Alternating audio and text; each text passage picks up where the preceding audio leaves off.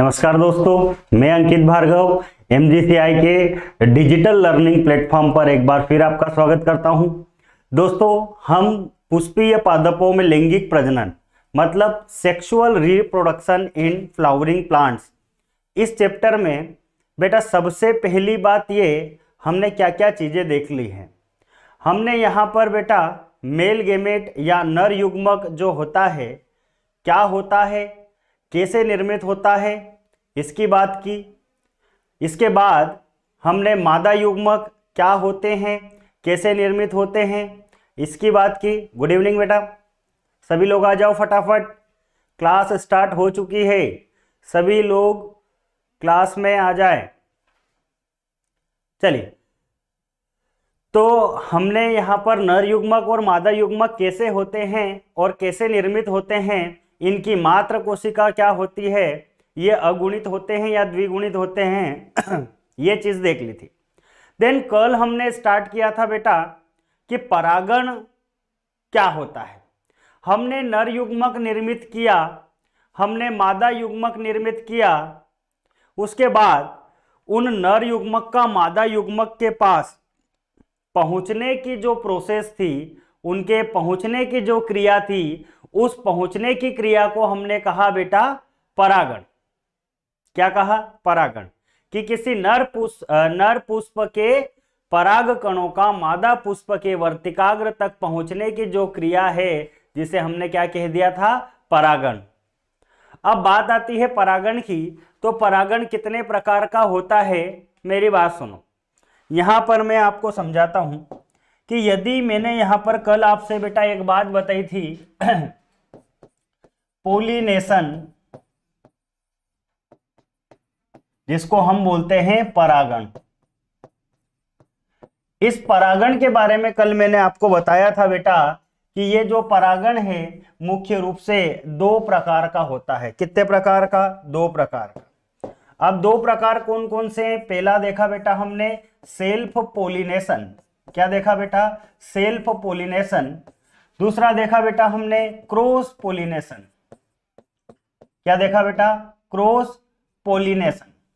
अब self pollination और cross pollination क्या होते हैं, इसकी बात की थी मैंने आपको बताया था कि जब पोलिनेशन की पूरी प्रोसेस एक ही प्लांट पर कंप्लीट हो जाएगी मतलब किसी दूसरे प्लांट की रिक्वायरमेंट नहीं होगी, तो इस टाइप के पोलिनेशन को हमने कहा था सेल्फ पोलिनेशन। और इसके लिए मैंने आपको दो बातें बताई थी।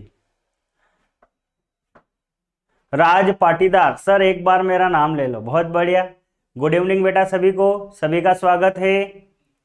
सभी लोग आ जाइए, क्लास स्टार्ट हो चुकी है।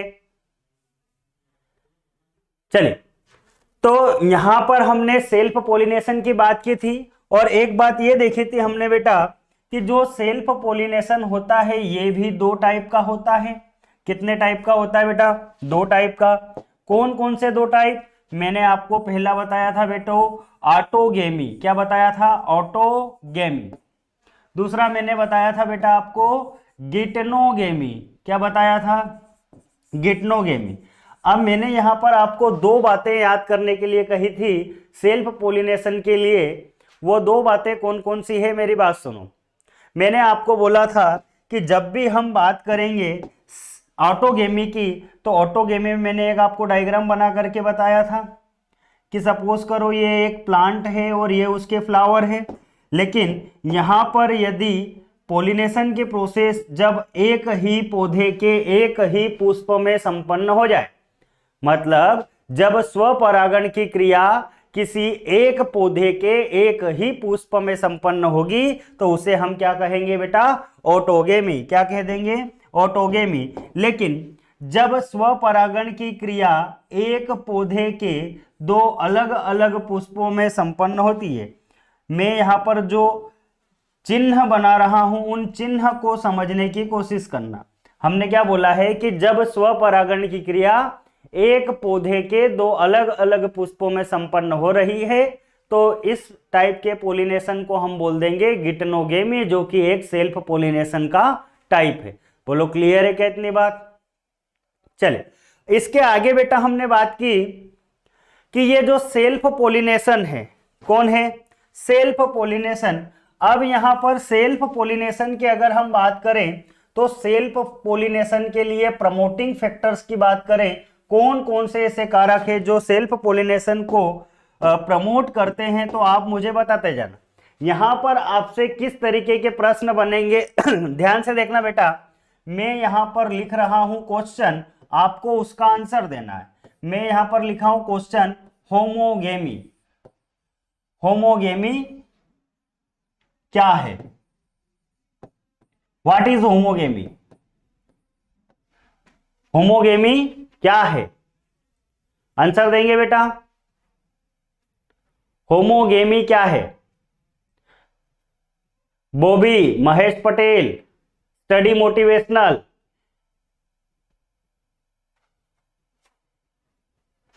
बेटा सभी लोग आंसर देंगे, होमोगेमी क्या है? सेल्फ पोलिनेशन नहीं, गलत जवाब। सेल्फ पोलिनेशन करता है, जी हां, सेल्फ पोलिनेशन तो करता है, क्योंकि ये है ही क्या बेटा, सेल्फ पोलिनेशन के लिए एक प्रमोटिंग फैक्टर है। चलिए, मैंने बेटा होमोगेमी के बारे में क्या बोल रहा था, आपसे एक बात बोली थी कि मेल और फीमेल जब दोनों reproductive organ same time maturity होते हैं, क्या होते हैं, सेम टाइम मैच्योरिटी होती है इनकी, जब सेम टाइम मैच्योरिटी की अगर हम बात करें, सेम टाइम ऑफ मैच्योरेशन, यहां पर दोनों की जो परिपक्वता का समय है वो क्या है बेटा, एक ही है। दोनों साथ साथ परिपक्व हो रहे हैं। जब दोनों साथ साथ परिपक्व हो रहे हैं तो इस बात को कहा जाता है, क्या बोला जाता है, होमोगेमी। क्या कह देंगे बेटा इसको हम, होमोगेमी। क्लियर है सभी को? चलिए, अगली बात में यदि बोलूं कि होमोगेमी किनके लिए प्रमोटिंग फैक्टर है, सेल्फ पोलिनेशन के लिए या क्रॉस पोलिनेशन के लिए, तो आपका आंसर क्या होगा, सेल्फ पोलिनेशन या क्रॉस पोलिनेशन। चलिए, अब कुछ प्रश्नों की बात करते हैं। मैंने यहां पर एक प्रश्न लिखा है, ध्यान सुनिएगा। स्वपरागण की वह विधि जिसमें एक ही फूल में बने परागकण उसी फूल के वर्तिकाग्र पर पहुंचते हैं। बेटा 10 सेकंड का समय है, इस प्रश्न को ध्यान से पढ़ें और इसका उत्तर दें। बहुत शानदार क्वेश्चन है, बहुत बार पूछा गया प्रश्न है। अंग्रेजी में अगर बोले तो the method of self pollination in which transfer of pollen grain from anther to the stigma in same flower is called as. Very good. Self pollination तो है, लेकिन सेल्फ पोलिनेशन में क्या है बेटा, सेल्फ पोलिनेशन में क्या है बेटा, मैंने आपसे बोला था कि जब हम सेल्फ पोलिनेशन की बात करेंगे, किसकी बात करेंगे, सेल्फ पोलिनेशन। सेल्फ पोलिनेशन में भी मैंने दो कंडीशंस आपको बता रखी है। एक हमने बता रखी है ऑटोगेमी, क्या बता रखी है, और दूसरी हमने देखी है बेटा गिटनोगेमी। क्या देखी है, गिटनोगेमी। अब ऑटोगेमी मतलब एक ही पुष्प का जो पराग कण है उसी पुष्प के वर्तिकाग्र पे जा रहा है ना, और इस बात को क्या कहा जाता है, ऑटोगेमी। क्या कहेंगे बेटा, ऑटोगेमी। ठीक है। खुशी बैरागी, मंजुनाथ, आदर्श, बिल्कुल सही जवाब बेटा। चलिए नेक्स्ट क्वेश्चन देखिए बेटा, हाइड्रिला और वेलिसनेरिया में किस प्रकार का परागण होता है। हाइड्रिला तथा वेलिसनेरिया में किस प्रकार का परागण होता है, इस प्रश्न का उत्तर देंगे। Which of the following types of pollination done in hydrilla और वेलिसनेरिया, फटाफट से उत्तर देंगे। चलिए क्या उत्तर आएगा बेटा,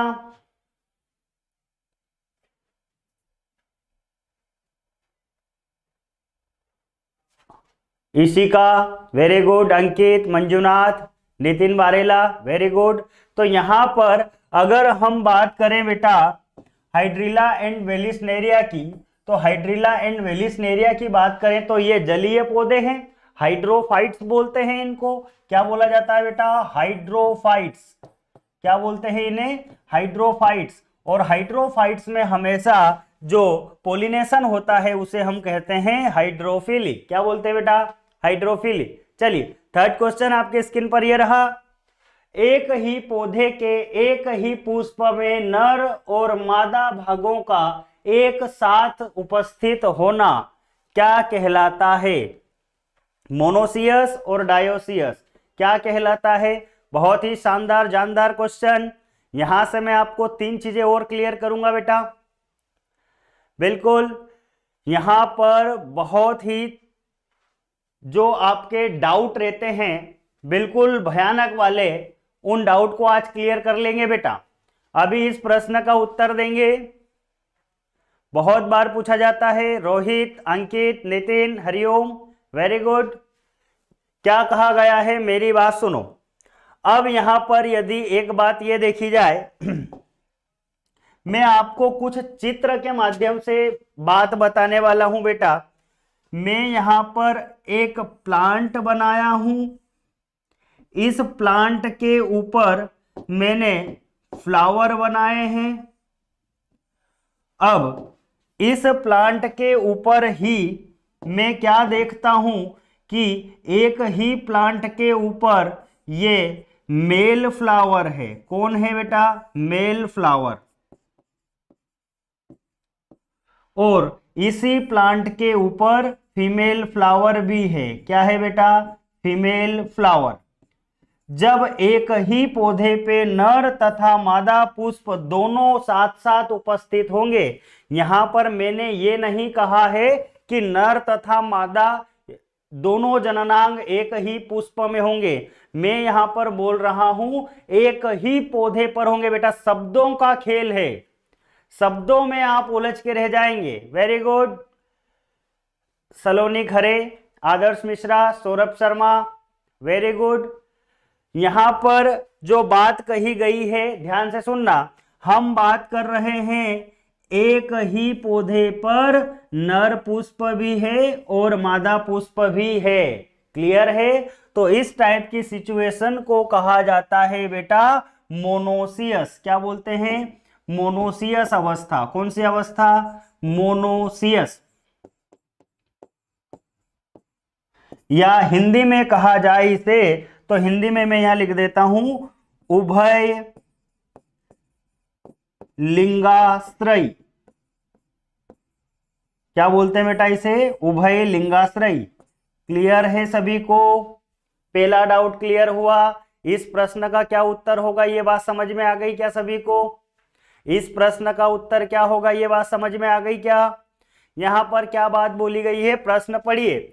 जब एक ही पौधे के, क्या बोला है? एक ही पौधे के एक ही पुष्प में नर व मादा भागों का साथ साथ उपस्थित होना क्या कहलाता है? यहां पर इस बात को ध्यान से पढ़िए और मैंने आपको क्या बताया है ये बात पढ़िए। यहां पर ये बात समझ में आई क्या आपको? मैंने ये नहीं बोला है कि एक ही पुष्प में हो, लेकिन यहां पर क्या बोला है ध्यान से सुनना, एक ही पुष्प में। किसमें बेटा? एक ही पुष्प में। और जब एक ही पुष्प की बात होगी ना बेटा तो मेरी बात सुनना। अब इस प्रश्न का आपको जो डाउट है वो क्लियर करता हूं। देखिए मैं यहां पर एक प्लांट फिर बनाया हूं जिसपे हम फूल बना रहे हैं। हमने एक पुष्प यहां बनाया है, एक पुष्प यहां बनाया है। ठीक है। अब इस पुष्प की अगर स्थिति देखें बेटा तो इस पुष्प के अंदर ही मेल भी है और फीमेल भी है। आई बात समझ में? दोनों में क्या है बेटा? मेल भी है और फीमेल भी है। इधर भी देखा जाए तो मेल भी है और फीमेल भी है। तो इस टाइप के फ्लावर्स को क्या बोला जाता है बेटा? हर्मोफ्रोडाइट फ्लावर। क्या बोला जाता है? हर्मोफ्रोडाइट या हिंदी में बोले तो बेटा उभयलिंगी, क्या बोला जाएगा, उभयलिंगी पुष्प। क्लियर है। इन दोनों में बेटा बहुत बहुत डाउट होता है, इसलिए इस प्रश्न को आप हल्के में ना लें, इस प्रश्न को ध्यान से सुनना है। एक जगह बात होती है एक ही पुष्प में, क्या बात हुई है, एक ही पुष्प में, और जब एक ही पुष्प की बात होगी तो एक पुष्प में हमको बोलना पड़ेगा उभयलिंगी या हर्माफ्रोडाइट। लेकिन जब एक ही पौधे की बात हो जाए, यहां पर यदि मैं इस प्रश्न में एक परिवर्तन कर दूं, यहां पर मैं लिख दूं एक ही पुष्प के जगह पर एक ही पौधे पर, प्रश्न कुछ भी हो सकता है बेटा, वो हमको घुमाने की कोशिश करेंगे, लेकिन हमें कंफ्यूज नहीं होना है। क्लियर है। तो अब यहां पर दोनों चीजें क्लियर हो चुकी है क्या, जब एक ही पौधे पे हो तो मोनोसियस या उभयलिंगाश्रयी, और जब एक ही पुष्प में हो तो उसे क्या कहेंगे, हम क्या कहेंगे बेटा, हर्माफ्रोडाइट या उभयलिंगी। ठीक है।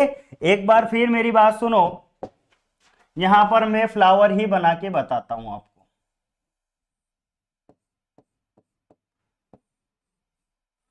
ध्यान से देखिए, ये हमने पुष्प का पुष्पासन बनाया है, ये हमने उसके दलपुंज बनाए हैं। क्लियर। अब हम उसके गाइनोसियम की बात कर रहे हैं, हमने उसका गाइनोसियम बना दिया है। क्या बना दिया बेटा, गाइनोसियम। अब गाइनोसियम बना दिया मतलब मादा जननांग बना दिया है। अब हम बात कर रहे हैं उसके नर जननांग की, जिनको हम एंड्रोसियम कहते हैं। बोलो क्लियर है सभी को। तो अब मेरी बात सुनो, यदि मैं यहां पर इस पुष्प के अंदर आपसे एक बात ये पूछूं कि ये जो नीले कलर के भाग दिखाई दे रहे हैं ये नर जननांग है, मतलब मेल रिप्रोडक्टिव पार्ट है। यदि मैं इस येलो वाले पार्ट की अगर बात करूं तो बेटा ये क्या है, तो ये फीमेल रिप्रोडक्टिव पार्ट है, जिसको हम गाइनोसियम बोलते हैं। बोलो समझ में आई क्या बात, इस टाइप के फ्लावर है ये। बोलो समझ में आई क्या बात, क्लियर है। ठीक है। चलिए अगली बात अगली बात क्या बोलिए बेटा, फर्टिलाइजेशन। अगली बात कहिए बेटा, फर्टिलाइजेशन। फर्टिलाइजेशन क्या होता है, अब इसकी बात करेंगे। मेरी बात सुनो बेटा, मैंने आपको सबसे पहले बताया कि नर युग्मक का निर्माण कैसे होता है, मादा युग्मक का निर्माण कैसे होता है, लेकिन अब हम बात करने वाले हैं बेटा कि नर युग्मक का निर्माण भी हो गया, मादा युग्मक का निर्माण भी हो गया, नर युग्मक मादा युग्मक के पास पहुंच भी गया है, लेकिन अब पहुंचने के बाद होगा क्या, पहुंचने के बाद ये पराग कण वर्तिकाग्र पर जाकर बेटा अंकुरित होते हैं। क्या होते हैं, अंकुरित होते हैं, जर्मिनेट होते हैं, और उनके अंकुरित होने या जर्मिनेट होने की जो क्रिया है उसे कहा जाता है निषेचन या फर्टिलाइजेशन। क्या कहा जाता है बेटा, निषेचन या फर्टिलाइजेशन। ठीक है, क्या बोला है बेटा, निषेचन या फर्टिलाइजेशन। चलिए अब निषेचन या फर्टिलाइजेशन की प्रोसेस क्या होती है मैं आपको यहां पे समझाने की कोशिश करता हूं, ध्यान से देखना बेटा। मैंने आपको बताया था कि एक जो मैच्योर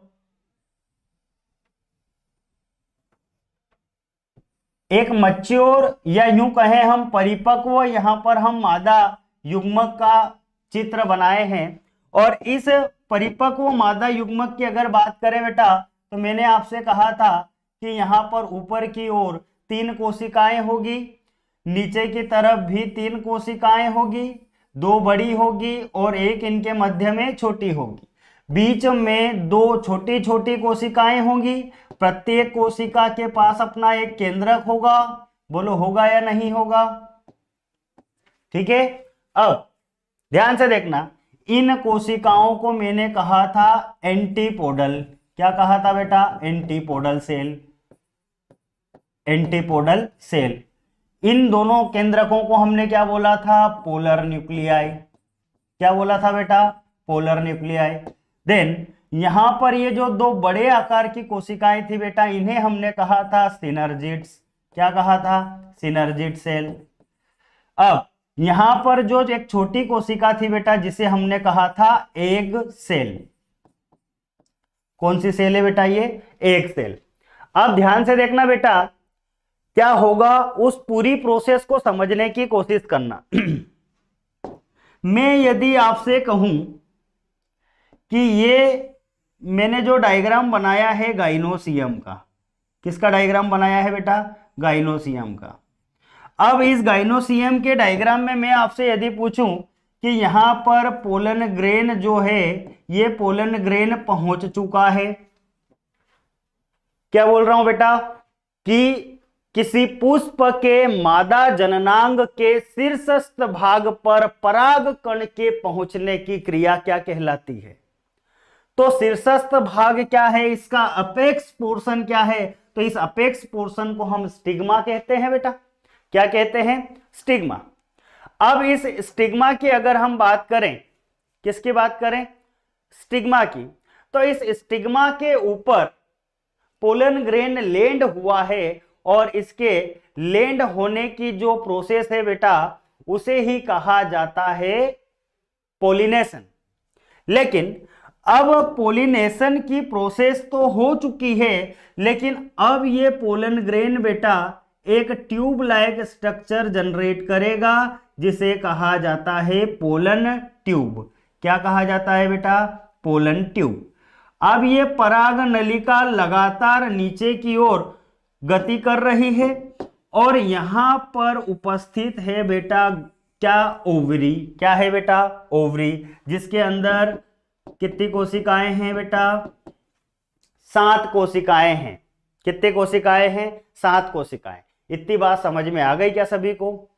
क्लियर है क्या सभी को? इतनी बात मैंने बताई है, ये बात समझ में आ गई क्या? चलिए, अब यहां पर एक बात ये कि यहां पर पराग नलिका नीचे की ओर गति करती हुई आ गई है, पराग कण अंकुरित हो गया है। अब पराग कण के वर्तिकाग्र पर अंकुरित होने की जो बात है, उस अंकुरित होने की बात को कहा जाता है निषेचन। पराग कण के वर्तिकाग्र पर अंकुरित होने की जो घटना है, उसे कहा जाता है निषेचन।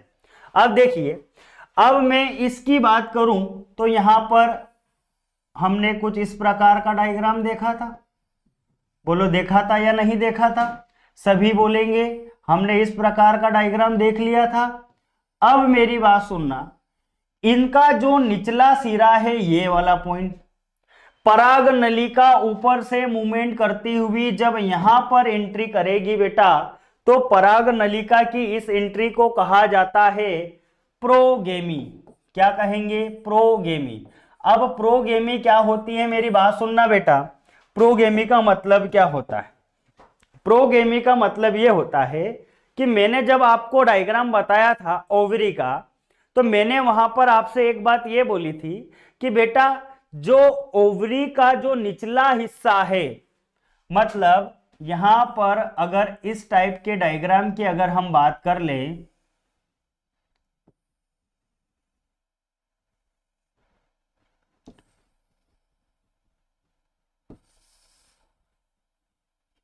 चलिए, तो इस टाइप के डायग्राम की बात करें बेटा, तो यहां पर इस वाले पोर्शन को मैंने बोला था माइक्रोपाइल। क्या बोला था बेटा?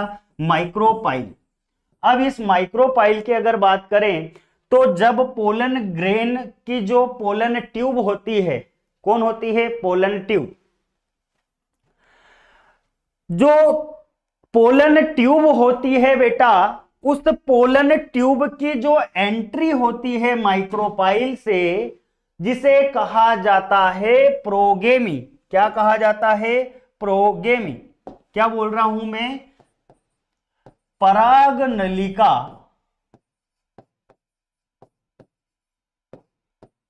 की माइक्रोपाइल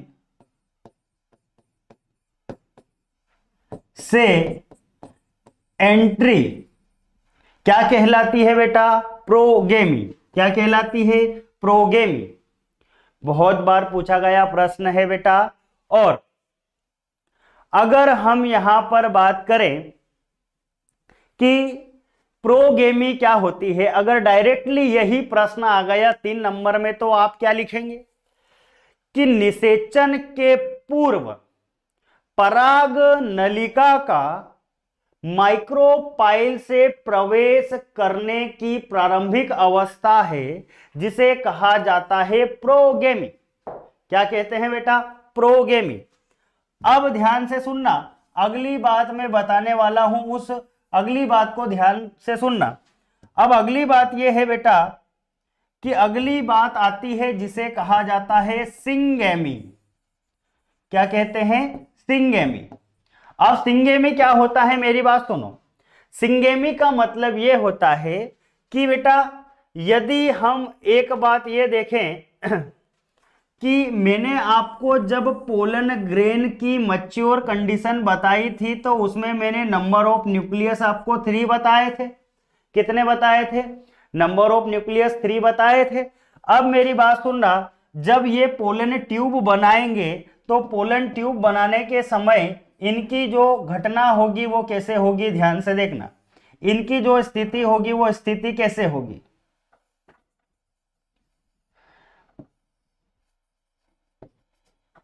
बेटा जब ये पोलन ट्यूब बनाएंगे तो पोलन ट्यूब बनाते समय इनकी स्थिति कुछ इस प्रकार से हो जाएगी। ठीक है।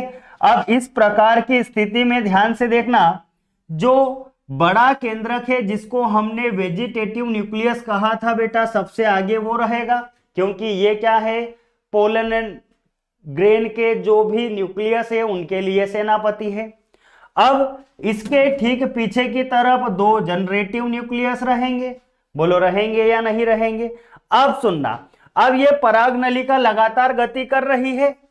अब इस पराग नलिका की अगर बात करें तो पराग नलिका जब अंदर की ओर एंट्री मारेगी, जैसे सपोज करो ऐसी सिचुएशन बन चुकी है, अब आगे की ओर वेजिटेटिव न्यूक्लियस है और उसके ठीक पीछे की तरफ जनरेटिव न्यूक्लियस है। ठीक है। अब ये सबसे पहले घटना क्या होगी बेटा कि ये जो जनरेटिव न्यूक्लियस है, इस माइक्रोपाइल के यहां पर एक दीवार होगी, एक झिल्ली होगी, उसको तोड़ने में शहीद हो जाएगा। इसके अलावा इस केंद्रक का और कोई काम नहीं है। क्लियर है? इसके अलावा और इस केंद्रक का कोई काम नहीं है। यदि आपसे पूछा जाए कि परिपक्व परागकण के वर्धी केंद्रक का क्या कार्य है, तो इसका केवल एक कार्य है कि माइक्रोपाइल की झिल्ली को तोड़ना। ठीक है। अगली बात यदि हम करें, अब 3 में से 1 शहीद हो गया है। अब 3 में से 1 शहीद हो गया, हमने उसको क्रॉस कर दिया है। अब जो दूसरा वाला न्यूक्लियस है जिसको हमने बोला है जनरेटिव न्यूक्लियस, अब ये जनरेटिव न्यूक्लियस क्या करेगा बेटा? ये जनरेटिव न्यूक्लियस अब एग सेल से मिलेगा। किससे मिलेगा? एग सेल से। अब ये एग सेल से मिलेगा और एग सेल से मिलने की जो प्रोसेस है बेटा, उसे कहा जाता है फर्टिलाइजेशन। और कैसा फर्टिलाइजेशन? True fertilisation. ध्यान से सुनना, सिंगेमी क्या होती है? सिंगेमी का मतलब सुनना, मैं क्या बोल रहा हूं, जनरेटिव न्यूक्लियस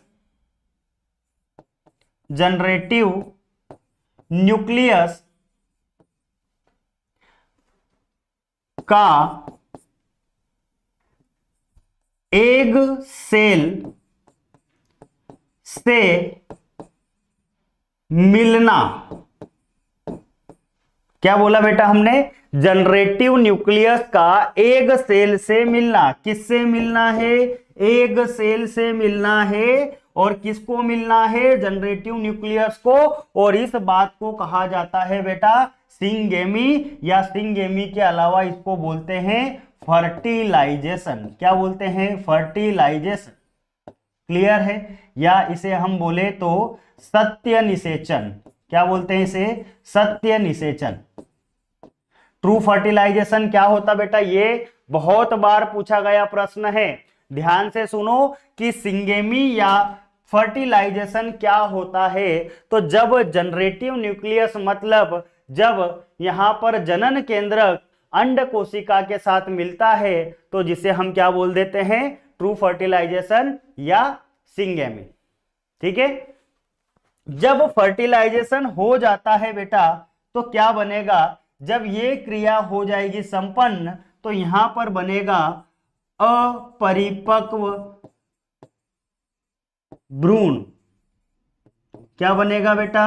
अपरिपक्व भ्रूण, या फिर मैं यूं कहूं इमैच्योर एम्ब्रियो। क्या बनेगा बेटा यहां पर? Immature embryo. इमैच्योर एम्ब्रियो कैसे तैयार होगा? सिंगेमी के थ्रू। किसके थ्रू तैयार होगा बेटा? सिंगेमी के थ्रू। बोलो समझ में आई क्या ये इतनी बात? निषेचन की घटना समझ में आई क्या आपको? चलिए अगली बात, यदि मैं आपसे एक बात और पूछूं कि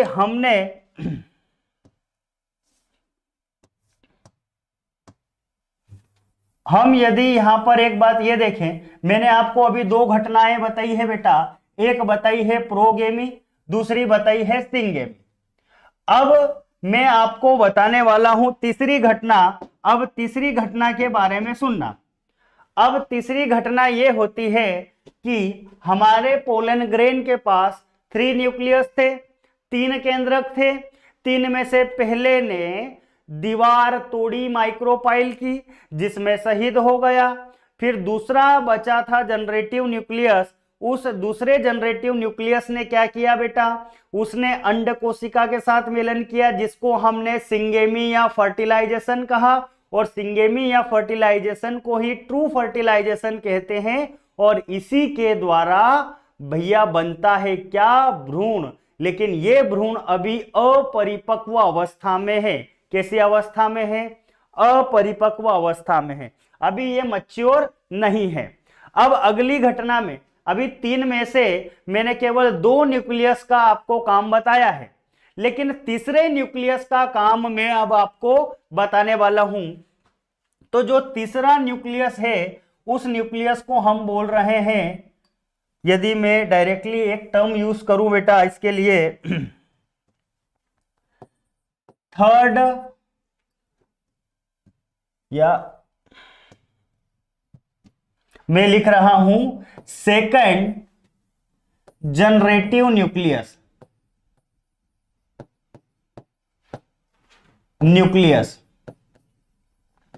अब ये सेकंड जनरेटिव न्यूक्लियस क्या करेगा? मेरी बात सुनो।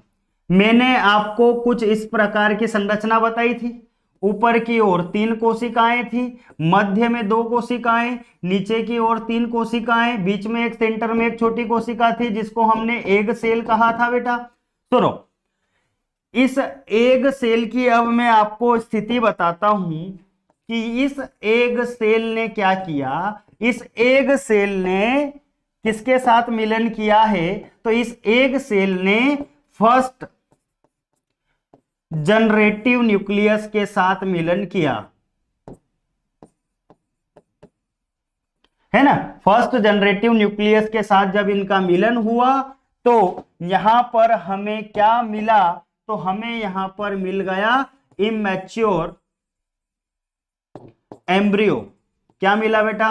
इमैच्योर एम्ब्रियो मिल गया। सभी को क्लियर है? अब सुनना, ये जो निषेचन की प्रोसेस हो रही थी और इस निषेचन की प्रोसेस के पहले ही क्या हो जाता है बेटा कि ये जो आपको 2 ध्रुवीय केंद्रक दिखाई देते हैं, ये दोनों आपस में एक होकर एक कोशिका बना लेते हैं। क्या बना ली बेटा इन्होंने? एक कोशिका बना ली। अब अगली अवस्था में क्या होगा कि यदि मैं आपसे बोलूं कि पहली स्टेप में हमारा जो सेकंड जनरेटिव न्यूक्लियस है ये अपने आप में अभी कैसा है बेटा? हैप्लॉइड। कैसा है? हैप्लॉइड। मतलब इसको अगर मैं लिख दूं सिंगल एन तो बोलो समझ में आ जाएगी बात। लेकिन ये जो मैं अब आपको बोल रहा हूं इसे कहा जाता है पोलर न्यूक्लियाई सेल। कौन सी सेल है ये? ध्रुवीय कोशिका। अब इस ध्रुवीय कोशिका की बात करूं बेटा मैं, तो इसके पास दो न्यूक्लियस है। कितने न्यूक्लियस है? दो। तो ये जो सेकंड अपना जनरेटिव न्यूक्लियस है ये अब मिलान करेगा बेटा, किससे मिलान करेगा? पोलर न्यूसेलस सेल से। ठीक है, जब ये पोलर न्यूसेलस सेल से मिलेगा तो यहां पर बन जाएगा एंडोस्पर्म। क्या बन जाएगा बेटा? एंडोस्पर्म, जिसे हम कहते हैं भ्रूणपोष। क्या कहते हैं? भ्रूणपोष। और ये जो भ्रूणपोष होता है, इस भ्रूणपोष को ही एक शब्द बोला जाता है इसके लिए। क्या बोलते हैं इसको बेटा? मादा युग्मक। क्या बोलते हैं? मादा युग्मक। क्या बोल देते हैं? एंडोस्पर्म को फीमेल गैमेट भी बोल देते हैं। अब सुनना, ये जो इमैच्योर एम्ब्रियो बना है, इस इमैच्योर एम्ब्रियो को अगर देखा जाए तो बेटा अब यहां पर पोषण देने की बात आएगी। अब पोषण देने की जो बात आएगी बेटा, ये जो पोषण देने की घटना है ये कौन करेगी बेटा? एंडोस्पर्म करेगा। कौन करेगा? एंडोस्पर्म करेगा। और सुनना, एक बात और बता दूं बेटा मैं आपको, ध्यान से सुनना। अगर मैं बोल रहा हूं कि यहां पर जो ये पोलर न्यूसेलस सेल है, ये पोलर न्यूसेलस सेल बेटा डिप्लॉइड कंडीशन में होती है। कैसी होती है? डिप्लॉइड कंडीशन में होती है। कैसी है बेटा? डिप्लॉइड कंडीशन में है, द्विगुणित अवस्था में है। हमारा जो जनरेटिव न्यूक्लियस था ये कैसी कंडीशन में है? हैप्लॉइड कंडीशन में। मतलब कि यहां पर जो घटना होने वाली है वो घटना क्या है? ये ध्रुवीय कोशिका है जो डिप्लॉइड कंडीशन में है, और हमारा जो जनरेटिव न्यूक्लियस है बेटा वो हैप्लॉइड कंडीशन में है। जब इन दोनों के बीच में फर्टिलाइजेशन होगा तो इस घटना को क्या कह दिया जाएगा बेटा? कि यहां पर एक बार और फर्टिलाइजेशन हो गया, मतलब डबल से फर्टिलाइजेशन हो गया, जिसके कारण से जो चीज बनेगी उस चीज को हम क्या बोलेंगे बेटा? उस चीज को हम बोलेंगे कि ये ट्रिप्लोइड अवस्था में हमको जो चीज मिली है उस ट्रिप्लोइड अवस्था वाली चीज को हम बोलते हैं एंडोस्पर्म। इसीलिए कहा जाता है कि जितने भी एंजियोस्पर्म या आवर्त बीजी होते हैं बेटा उनमें दोहरा निषेचन पाया जाता है। कैसा निषेचन? दोहरा निषेचन। अब दोहरा निषेचन कैसे? तो दोहरा निषेचन का मतलब यह है बेटा कि 3 केंद्रक थे, 3 में से पहला जो वर्धी केंद्रक था जिसको हमने वेजिटेटिव न्यूक्लियस कहा था, उस वेजिटेटिव न्यूक्लियस की अगर बात करें तो उस वेजिटेटिव न्यूक्लियस ने किसके साथ फर्टिलाइजेशन किया? एग सेल के साथ। उन्होंने इमैच्योर एम्ब्रियो फॉर्मेशन कर दिया।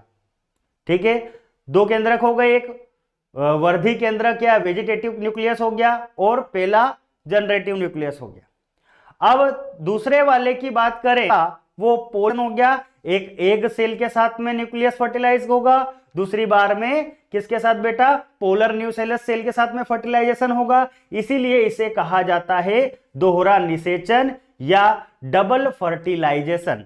और डबल फर्टिलाइजेशन बेटा किसका कैरेक्टर है? तो डबल फर्टिलाइजेशन एंजियोस्पर्म का कैरेक्टर है। एक बात और बेटा यहां पे ध्यान रखना कि यहां पर यदि एक बात मैं आपको यह बताऊं कि यहां पर अगर मैं बोल रहा हूं न्यूक्लियस की बात, किसकी बात बोल रहा हूं? न्यूक्लियस की। यहां पर डबल न्यूक्लियस रहेंगे और यहां पर सिंगल न्यूक्लियस है, केवल एक अकेला न्यूक्लियस है। तो मेरी बात सुनो, 2 न्यूक्लियस यहां पर है और एक सिंगल न्यूक्लियस यहां पर है, मतलब ये 3 लोगों के बीच में फ्यूजन हो रहा है, 3 लोगों के बीच में संलयन हो रहा है। इसलिए इसे कहा जाता है त्रिसंलयन। क्या कहा जाता है? त्रिसंलयन। क्या कहते हैं बेटा? त्रिसंलयन। अब वही बात समझ में, त्रिसंलयन क्या होता है और डबल फर्टिलाइजेशन क्या होता है। ठीक है, डबल फर्टिलाइजेशन क्या होता है और त्रिसंलयन या ट्रिपल फ्यूजन क्या होता है, ये दोनों बात समझ में आ गई होगी। चलिए अब यहां पर अगर देखा जाए बेटा तो यहां पर कुछ प्रश्न दिए गए हैं, इन प्रश्न की बात करते हैं, इन प्रश्न के उत्तर देने की कोशिश करना। पहली बात कही है कि पुष्प के नर जननांग की सबसे आंतरिक और बाह्य परत क्या है। हमको यहां पर मेल गेमेट की inner most and outer most layer के बारे में बताना है। मैं यहां पर लिख देता हूं इनर मोस्ट लेयर और इधर लिख देता हूं आउटर मोस्ट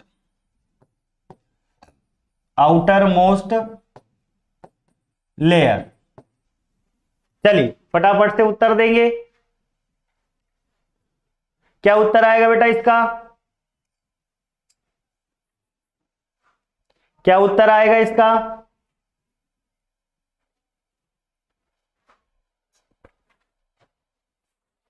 सभी लोग इसका उत्तर देंगे बेटा? चलिए वेरी गुड। अब यहां पर यदि हम इनर मोस्ट लेयर की बात करें, सबसे आंतरिक परत की बात करें, तो इनर मोस्ट लेयर थी बेटा, कौन थी? टेपेटम। कौन थी? टेपेटम। क्या थी बेटा? टेपेटम।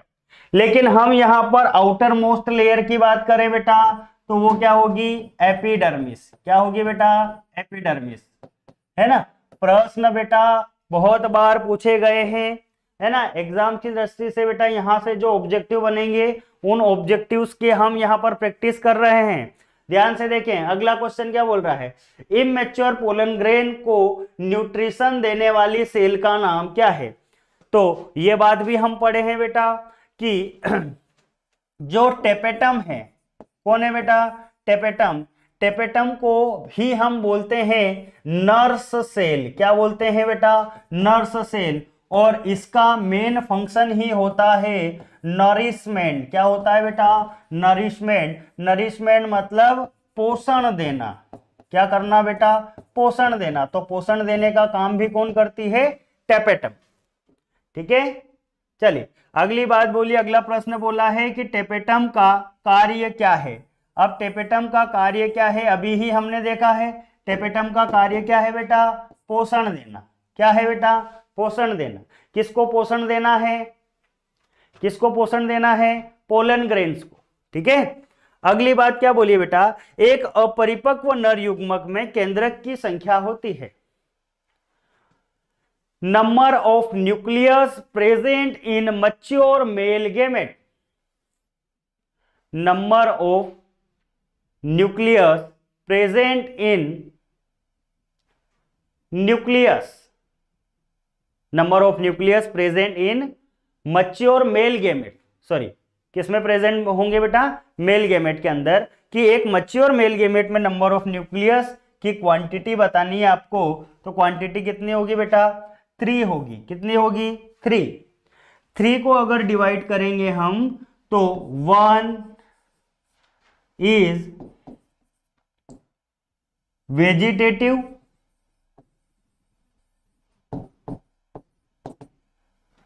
And 2 are generative. इन 3 में से एक तो कैसा रहेगा बेटा? वेजिटेटिव न्यूक्लियस रहेगा। और 2 कैसे रहेंगे?